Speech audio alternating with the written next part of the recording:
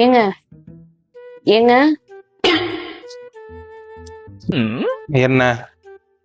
இல்ல, இன்னைக்கு எங்க கோயில் திருவிழா. அம்மா நம்ம ரெண்டு பேத்தையும் வர சொல்றாங்க, போயிட்டு வருவோமா? இன்னைக்கு ஞாயிற்றுக்கிழமை, இன்னைக்கு ஒரு நாள் தான் ஃப்ரீயா இருக்கேன். இன்னைக்கு விட மாட்டியா? வேணாம். சரி, அம்மாட்ட ஃபோன் பண்ணி சொல்லிடுவோம். ஹலோ. வரலம்மா, அவர் கொஞ்சம் வேலை இருக்கான். சரி, நீங்க என்ஜாய் பண்ணுங்க. சரி, நேத்து எத்தனை கிடா வெட்டினாங்க நைட்டு? என்னம்மா சொல்றீங்க, 50 கிடாவா? என்னது கெடா வெட்டா? எப்பயுமே 35-40 தானே வரும், இன்னைக்கு என்ன 10 கூடயா? அப்ப காலையில இருந்து கறி வேட்டை தான். கறி குழம்பு, இட்லி, குடலு, மட்டன் பிரியாணி, மட்டன் சுக்கா தான். நல்லா என்ஜாய் பண்ணிட்டு வாங்க, சாப்பிட்டு வாங்க நல்லா. சரிம்மா, ஊருக்கு வந்துட்டு பேசுவோம். பாய். போய் ஒரு வெட்டு வெட்டிட்டு வந்துட வேண்டியதான். அவசரப்பட்டு வரலன்னு சொல்லிட்டோமோ, சமாளிப்போம். என்னப்பா, அத்தை கூப்பிட்டுருந்தாங்களா? ஆமாப்பா, அதான் சொன்னேன்ல. அத்தை கூப்பிட்டு போகலன்னா நல்லாவாப்பா இருக்கும். அப்புறம் என்ன அத்தைக்கு மரியாதை இருக்கு? சரி, இப்ப வரலன்னு சொல்லிட்டேனே. கிளம்புப்பா, போவோம்பா. ஏங்க இவ்வளவு வேகமா போறீங்க? இப்ப நம்ம எங்க போறோம்? கோயிலுக்கு போறோம். இப்ப நம்ம எங்க போறோம்? கோயிலுக்கு போறோம். நாம எங்க போறோம்? கோயிலுக்கு போறோம். கறி சாப்பாட்டுக்கு போறோம். அப்படி சொல்லு. மதுரையில இருந்து சிவாசிக்கு வரேன் கடவுளே. கறி சோறு சும்மா தரமா இருக்கணும்.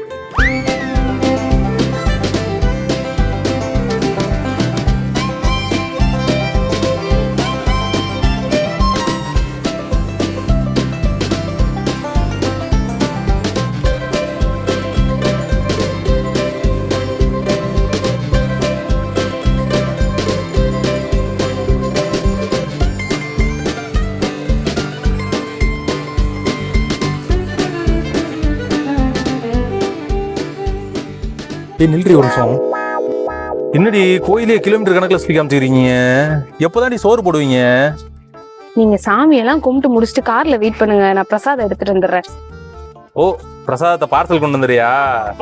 ஆமா ஆமா, நீ சொல்றது சரிதான். கூட்டத்தோட கூட்டமா உட்காந்து சாப்பிட்டா ஏதாவது கம்மியா விழுந்துரும். நீ பார்சல் நிறைய கொண்டு வா, கார்ல வச்சு சாப்பிடுவோம். சரியா? நான் கார்ல வெயிட் பண்றேன். Okay okay. எங்க பிரசாதம் கொண்டு வந்துட்டியா? பிரசாதம் பத்தியா, நீ நிறைய கேட்டல்ல. எங்க கோயில்ல எப்பவுமே ஒரு ஆளுக்கு ஒண்ணுதான் தருவாங்க. உனக்கா நான் 3 வாழைப்பழம் வாங்கிட்டு வந்திருக்கேன். என்ஜாய். என்னடி வாழைப்பழத்தை காமிக்கிற? கறிச்சோறுங்கடி. அதெல்லாம் அம்மா அப்பா அங்க உட்காந்து சாப்பிட்டுட்டு இருக்காங்க.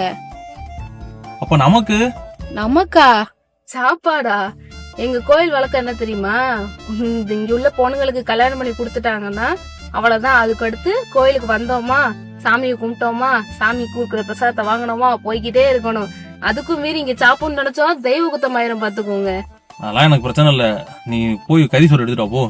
இங்க சாப்பிட கூடாது செல்லம். ஆக்சுவலா சாப்பாடு தர மாட்டாங்க இங்க நம்மளுக்கு. அங்க இருக்கு பாத்தியா, எத்தாப்புல ஒரு ஹோட்டலு, அங்கதான் நம்ம போய் சாப்பிட போறோம். எங்க அக்கா மச்செல்லாம் வந்தா அங்கதான் சாப்பிடுவாங்க. என்னடி ஹோட்டல்ல சாப்பிட சொல்ற? கறி சோறுன்னு சொல்லி தானே கூட்டிட்டு வந்த. கரிசோர் போடுறாங்கன்னு தான் சொன்னேன், உங்களுக்கு போடுறாங்கன்னு சொன்னேன்னா? நீங்க தான் அத்தை கூப்பிடுறாங்க சென்டிமெண்டா.